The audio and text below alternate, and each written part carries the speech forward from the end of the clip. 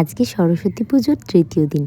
প্রত্যেক বছরের মতো এবছরও আমাদের পাড়ায় নানান প্রতিযোগিতা হচ্ছে। আজ তার দ্বিতীয় দিন। এবছর আমি আর মা প্রত্যেকটা প্রতিযোগিতায় অংশগ্রহণ করেছি। পাড়ার পুজো বলে কথা, পার্টিসিপেট করব না এটা তো হতেই পারে না, তাই না? আজকের খেলাগুলির মধ্যে ছিল ছদ্মবেশী সাজ আর ছোলা মটর বাজা। ছদ্মবেশী সাজটা বাচ্চাদের জন্য। বাচ্চাগুলো কি সুন্দর অভিনয় করছে দেখেছো? একজন সেজেছে পাগল আর আগের দুটো পুচকি সেজেছিল কৃষ্ণ। তোমাদের বাড়ির কাছেও কি এইরকম প্রতিযোগিতা হয়? আসলে বাড়ির কাছে প্রতিযোগিতাগুলো হলে না সত্যি বেশ ভালো লাগে। এই পুচকিটা মঞ্জুলিকা সেজেছিল আর বেশ সুন্দর একটা পারফরমেন্স করেছিল। তারপর সেজেছে পাগল, দেখেছো কি সুন্দর অভিনয় করছে। দেখো, খেলাতে তো হার জিত আছেই, পার্টিসিপেট করলেই যে আমাকে প্রাইজ নিয়ে বাড়ি ফিরতে হবে এরকম কোনো ব্যাপার নেই। এর আগের দিনও ঠিক এই কথাটাই আমি বলেছিলাম।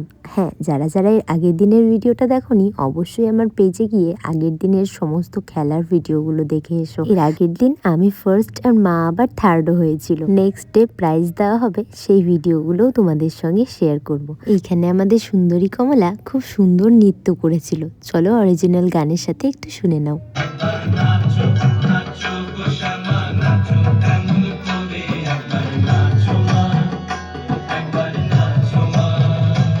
কেমন লাগলো আমাদের ক্ষুদে শিল্পীর নৃত্য অবশ্যই কমেন্ট করে জানিও। নেক্সট এবার বড়দের খেলা স্টার্ট হয়ে গিয়েছে, ছোলা মটর বাছা। আমরাও নেমে পড়েছি কোমর বেঁধে খেলাধুলো করতে।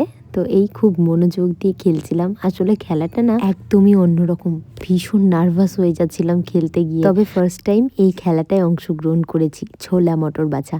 তোমরা কারা কারা এরকম খেলা আগে খেলেছো আমাকে অবশ্যই জানিও। আর হ্যাঁ, ম্যাচটা ড্র হয়ে যাওয়ার জন্য আমি আবারও খেলতে পেরেছিলাম। তবে দুঃখের বিষয় এইটাতে আর কোনো প্রাইজ জেতা হলো না। মন খারাপ করে বাড়ি আসতেই দেখি বর মাটন রান্না করে রেখেছে। সেই দেখে কি আর মন খারাপ করে থাকা যায় বলো তো? গরম গরম ভাত দিয়ে মাটন কষা দিয়ে খেয়ে সবার মন মেজাজ ফুরফুরে হয়ে গেল। নেক্সট ডে প্রাইজ দেওয়া, আর সেই ভিডিও দেখতে গেলে অবশ্যই পেজটাকে ফলো করে রাখতে হবে। আর এই ভিডিওগুলো ভালো লাগলে অবশ্যই লাইক কমেন্ট কিন্তু চাই। আমার ভিডিওগুলোতে এত ভালোবাসা দেওয়ার জন্য সবাইকে থ্যাংক ইউ।